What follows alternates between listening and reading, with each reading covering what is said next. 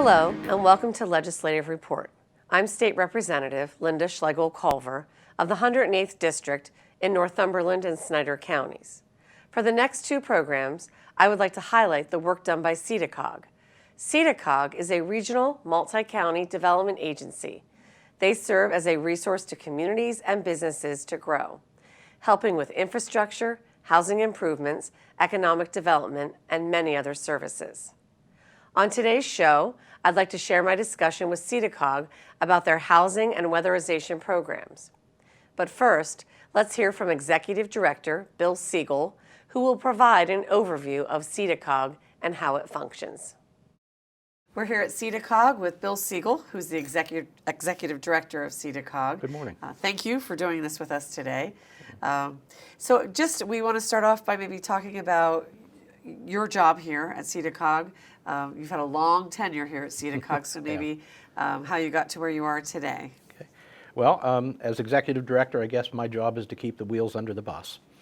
I started here in 1981 in the Emergency Services Program. I had been both a township supervisor and a local contractor, construction contractor, when I came here. Resigned those jobs, joined SEDA COG, and I was involved with the Emergency Medical Services Program until about 1983. In 1983, I joined SEDA COG's Community Development Program. At that time, we were a staff of two and began to work actively with the infrastructure construction projects funded with CDBG funds. 7 months ago, upon the retirement of Dennis Robinson, who had been here for 44 years, I was asked by the board to take the position of Executive Director. So that's a thumbnail history, and my role as Executive Director is to provide the support to the staff that we have here to accomplish the goals and objectives of the agency in our region. Okay. Well, one big question I get asked all the time, what does SEDA COG mean? That's an interesting question, and let me walk you through that. It's actually a combination of two acronyms. The first acronym, SEDA, stood for, at one time, the Susquehanna Economic Development Association. That was a 501c3 nonprofit that was formed in the late 1950s, and it was formed through some universities and Pennsylvania Power and Light Company and citizens of 5 counties who were very concerned about advancing the needs of rural central Pennsylvania. It was it functioned for several years as a nonprofit with no staff, hired its first staff in the early 60s, and became a council of governments in the late 60s. So the SEDA acronym was retained when it became a council of governments, but actually the 501c3 was dissolved. So SEDA today is just an acronym that was retained out of recognition for the early nonprofit. If you ask technically what does SEDA stand for, the answer is it doesn't stand for anything anymore. But today we are the SEDA Council of Governments, and we serve 11 counties with a 22-member board made up of 11 county commissioners and then 11 public or private appointees of those by those county commissioners. Okay. So how many people are employed here at SEDA COG? It ranges roughly around the 90 number. A certain portion of those are our weatherization staff, the crew members that are actually out providing weatherization services, and our professional staff, as we refer to them, not the technicians, but the professional staff that are doing community and economic development work from here and the housing work from here, generally is around 45 to 50. That's a lot of people employed in our area. It's a lot of employment in the area, and it is a group of what I would refer to as extremely nimble folks. One of the great strengths of SEDA COG is we have a broad spectrum of skills and folks that are able to redefine themselves to respond to the changing demands that happen in a rural county. The same things that you as a state representative have to deal with, our staff has to be similarly nimble and able to respond. So there's a certain level of plasticity that we are able to bring to projects and respond to the requests of either our communities, our board of directors, and our businesses.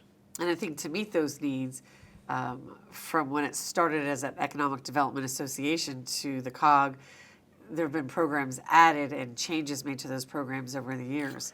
It grows. It has grown tremendously, as I mentioned. In 1983, when I joined the Community Development Program, there were 2 of us. The Community Development Program today has a staff of 10. So the demands change, both the demands on existing programs and the need to respond to new programs. One of the things I think you learned about today was the SEDA COG Natural Gas Cooperative, a relatively new endeavor on our part in response to the existing natural gas in our region.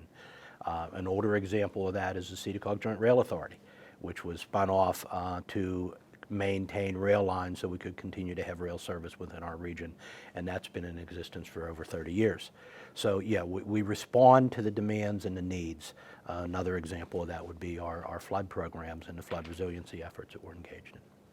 So when you talk about the flood program, can we talk about that a little bit, because I don't think people realize the impact that the changes in the federal government made with the flood insurance, how that impacted individuals, businesses, and the community as a whole. Absolutely. However, I think you told me I have about 15 minutes, so we're in trouble. I say that because it is such a critical issue. Recently, the federal government, with the storms that we've had and the events that we've had nationwide, has a $20 billion deficit in the National Flood Insurance Program. As a result of that, Congress has recognized that they can no longer continue to subsidize flood insurance as it has been subsidized historically. So the determination that was made by Congress in 2 specific laws, and I'll save you the details, but in 2 specific laws, basically says that within a defined period of time, several years, that the flood insurance program will be based on an actuarial cost. Right. So what citizens pay for insurance is going to cover the cost of providing the coverage under the insurance program. That means that over the next several years, residents, certain residents in particular that have homes that were built prior to 1972, are going to see several hundred-fold increase in their flood insurance. SEDA COG recognized about 2 years ago and has petitioned and obtained funding to do educational programs and analysis and assessment of impact. We recognized that that cost to many blue-collar, moderate-income families who live in the floodplain, that cost is simply ill-affordable. And over a period of time, what happens is it results in disinvestment in the maintenance of the home, because you must choose between paying for the flood insurance or maintaining your home. And over time, the home is devalued because of the cost of flood insurance. Tax base is damaged by the lack of maintenance, by the devaluation that occurs. That begins a downward spiral spin for our municipalities in terms of loss of tax revenue. Homeowners try to sell homes. They now are difficult to sell. And over a long period of time, the impact of the National Flood Insurance Program changes are likely to destroy some of our rural communities. Many of the communities in the SEDA COG region were built on the Susquehanna River or one of the other tributaries. Consequently, we have communities where 60% of their properties are within the 100-year floodplain. If you remove 30, even 30%, half of that from their tax base, they won't be able to meet their demands for services. So we're extremely concerned about that. We've done a great deal of public education. We've formed a number of task forces in a number of communities. And most recently, we're invited at the congressional level to speak to changes that should be implemented with the National Flood Insurance Program. So we're optimistic that we're having an influence not only at the local level and the state level, but at the federal level as well. Right, and we've talked about it will devastate a lot of our municipalities who built their homes along the Susquehanna River that encompasses many communities in our area. And some of the complaints we received were, I've never used the flood insurance. We just recovered because that's what we do. So that's been some of the contention with Absolutely. And the fact that it's difficult for people to plan for the flood insurance increase because they don't know what it's going to be, the fact that the recovery, these communities are tremendous at pulling together when these disasters occur. But there's a need for the support from the federal government. There's a need for the insurance program. We just need to find a way to make sure that we have a level of resiliency to reduce those losses and reduce those costs. So if you could give me a quick snapshot before we talk about the future of SEDA COG, different programs we would be hearing about today. Could you do that for me? Certainly. Basically, SEDA COG breaks its services down into three broad areas. The first is economic development, the second is community development, and the third is housing. And you've heard from, or you will hear from, the staff that are involved in various elements of that. The natural gas co-op folks I know are going to talk with you today.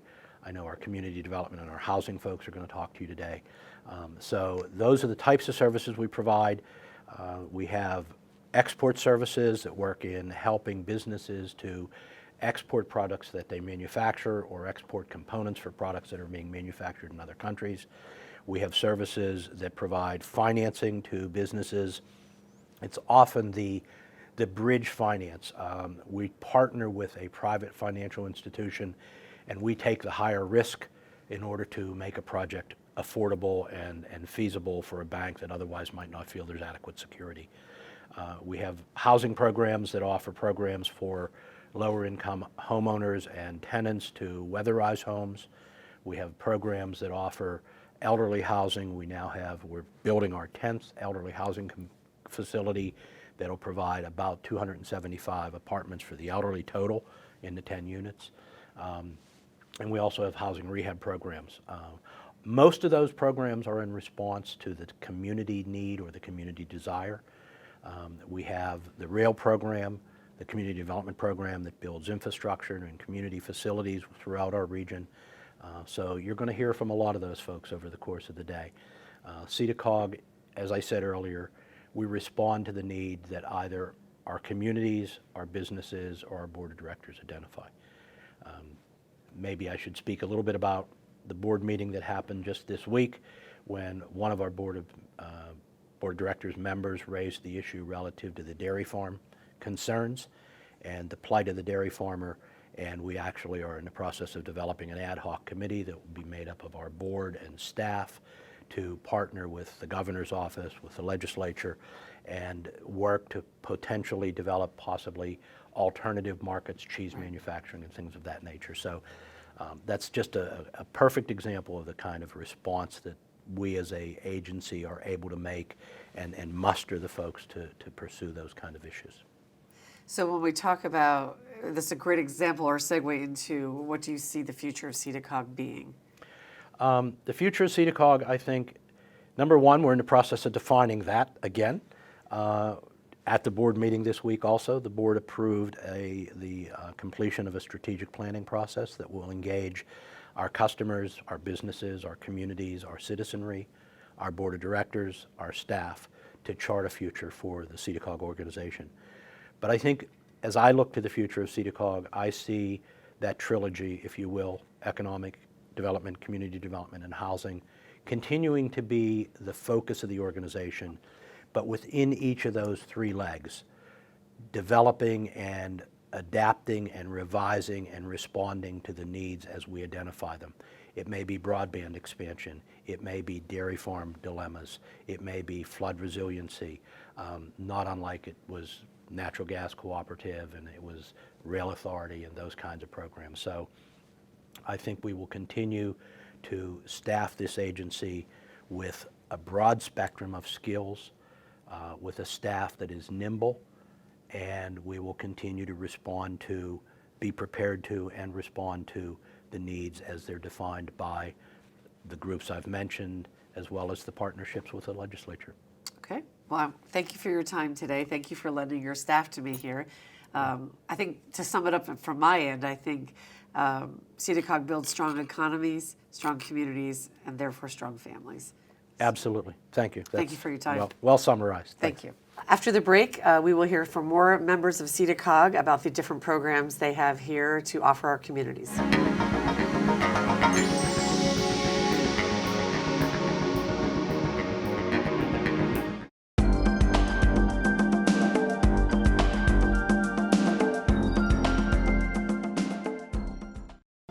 Did you know that the chamber of the Pennsylvania House of Representatives contains a painting depicting the 24 hours of the day?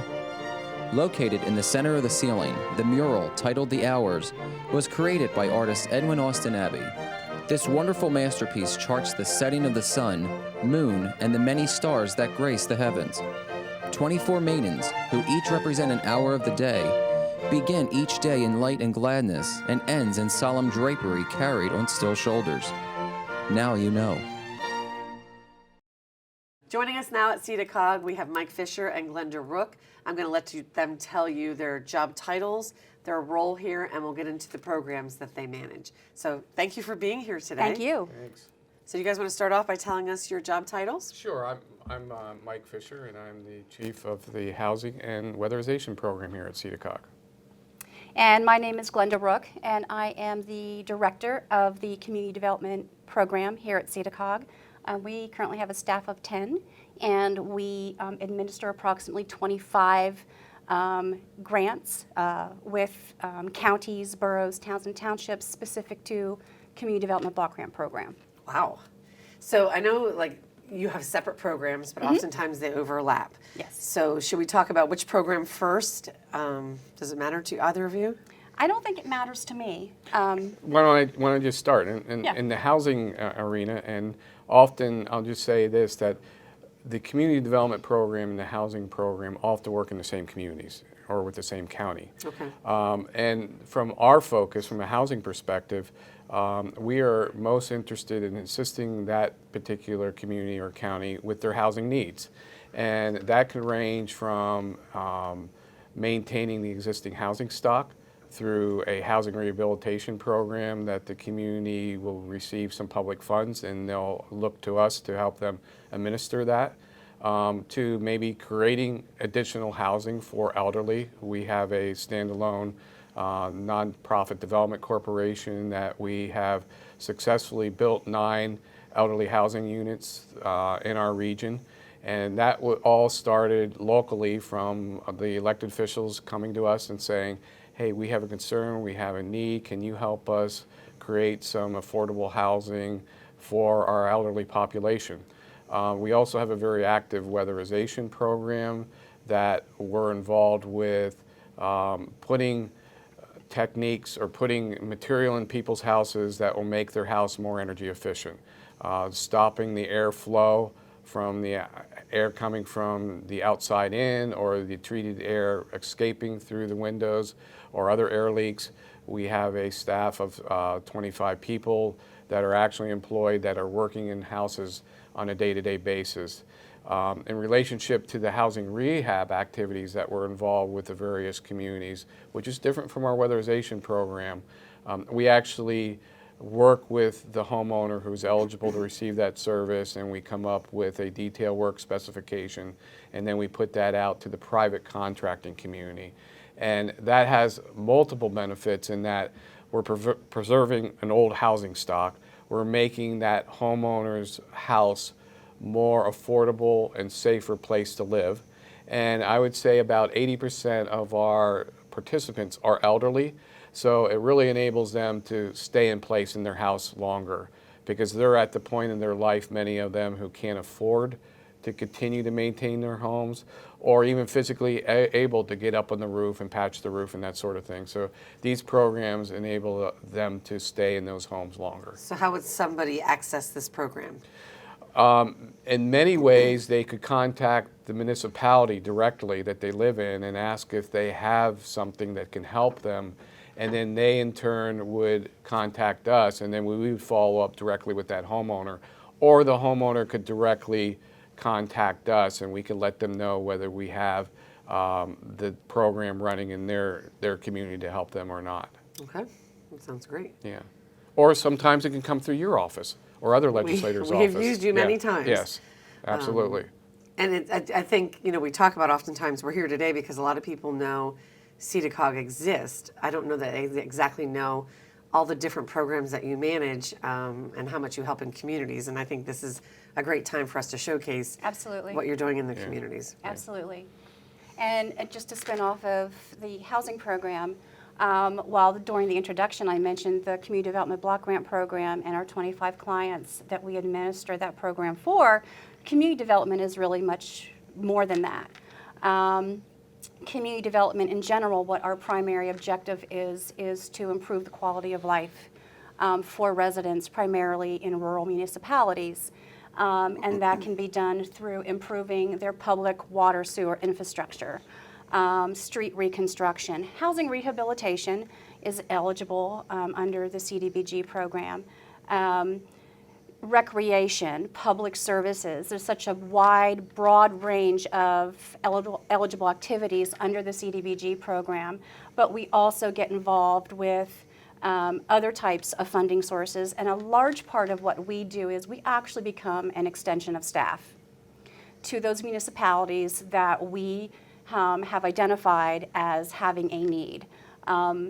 Some of the services and the technical assistance that we do provide in community development through that extension of staff is actually performing an assessment of the needs within those municipalities and helping the municipality then prioritize them and identifying what the projects are, what's the best funding package for that particular project. It may be community development block grant, it may be some home monies might be able to be integrated into that. Economic Development Administration, Commonwealth Financing Authority, you know, the opportunities are really endless. So we need to take a look at what the project is. And then from that perspective, we've identified the project. We facilitate and provide a technical assistance with development of that project, with obviously funding of that project, with design. We will provide assistance with the municipality to put together a request for proposals, to solicit those proposals for engineering and architectural professional services, which is integral to this process. And then construction and construction management through the beginning of construction to completion of construction. So ultimately what the community development role is to provide this level of service, which also includes facilitation at meetings, consensus building, like I said, identifying the projects, just becoming that extension of staff, you know, that hands-on support is really what we provide to those municipalities. And that includes also municipal authorities, nonprofit organizations that also may have a need for some funding and they're just not sure where to go. So we would be happy to work with any of those entities moving forward and trying to find funds, identify projects that will ultimately strengthen and make their communities more resilient. So I think, you know, between both community development and housing, there's a lot of skills here in this, under this one roof. And ultimately, what we can take away from that is that we're improving the quality of life for a lot of people that are living in those respective communities.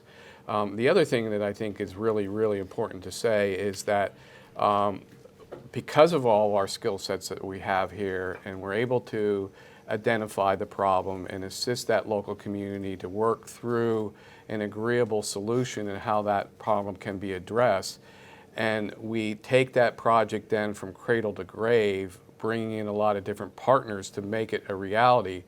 The other thing that we can see happening is that this is an economic development driver. Not only are we improving the quality of life, but we're bringing all these dollars into that community, and we are creating something, whether that be a new sewer extension or a sewer plant or public roads or other public improvements, or in the case of housing, we're assisting that private homeowner to fix up their house. All that is obviously feeding into the tax base, helping that tax base, stabilizing it. And then in the case of all that investment of building that sewer plant, fixing that house up, and in the case of elderly housing development that we do, that money stays locally. We're hiring local tradesmen, contractors. They're going to purchase that material from the local hardware stores and the like. And so it is a real reinvestment that's occurring within that community. And just for instance, our housing rehab activities, we do about $1.5 million of housing rehab per year, and that all goes to those private contractors that are like mom and pop pickup truck type contractor individuals. They're not the big regional contractors, they're the local, probably sole proprietor type contractor. And then in the case of our elderly development projects, which is a much larger scale, yeah, we're working with the regional contractor, but he's bringing in all these multiple subs. And we're talking about, in any given project, an $8 million investment that occurs. And one of the unique things that we have in terms of that particular model that we are involved in putting those projects together, there's a tremendous amount of private investment that occurs. And in those particular projects, we have about 70% of that is private dollars that come in, and the remaining 30 is public participation. So we're able to leverage a lot of private dollars because we have the ability to access these public dollars. So if you could estimate, like, how many communities are you helping now, or how many homeowners, because the investment's been significant. Correct. Just so people don't think it's only in one county or it's only in one particular area. Yeah, right now in our housing rehab arena, we have 13 different contracts spread out throughout our region, both working with counties and local boroughs, townships, and in some cases we actually have 2 cities, the city of Sunbury and the city of Lock Haven, that we have owner-occupied rehab activity going on. We have our housing rehab our housing elderly developments in 5 different counties in the region. And in respect to our weatherization activities, we're operating in 7 different counties. So we're touching a lot of homeowners. We're probably, in the case of weatherization, we are assisting about 1,000 homeowners a year. In housing rehab, we are assisting about 50 or 60 new homeowners per year. And in the area of elderly housing, we currently have, as I indicated, 9 different projects. That's 247 apartment units that we're providing affordable, safe, attractive apartments for the elderly to live in. That's a lot of people that you're helping, let alone reviving communities. Absolutely. And in community development, while I mentioned the 25 clients, it goes beyond that, particularly at the county level.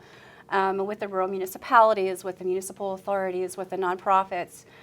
So I would say in a year, the community development program likely touches in some capacity and provides assistance on anywhere from 25 to 35 projects.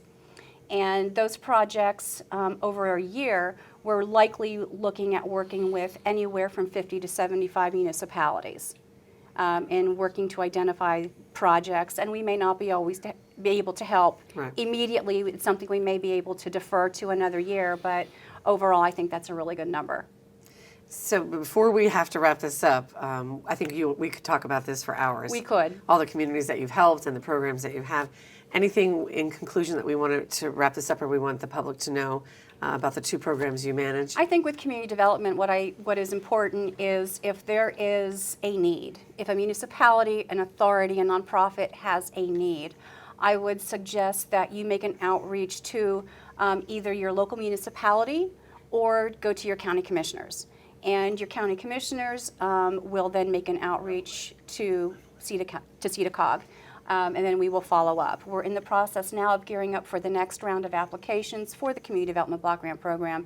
So we will be looking for good projects for funding consideration with our boards of commissioners. So if there's any question, if you think you might have a project, contact us. We'd be happy to come out, work with you, see if it is eligible, see if we can make it fundable, and then of course work together to get the application submitted to the commissioners for funding consideration. We do not have a housing rehab program here in SEDA COG. It's Mount Carmel Boroughs and Mount Carmel Township's housing rehab. It's City of Sunbury's rehab program. We assist them to put it together and then to help operate it, but it's their programs. You've been watching portions of my time with the folks at SEDA COG and our discussions about their efforts to assist communities and businesses with their growth. That's all the time we have for today's program. I'm Representative Lynda Schlegel-Culver. If I can assist you with any state government matter, please feel free to contact me at my local office or through my website. That information will be shown in a moment. Thanks for watching, and please join me next time for another edition of Legislative Report.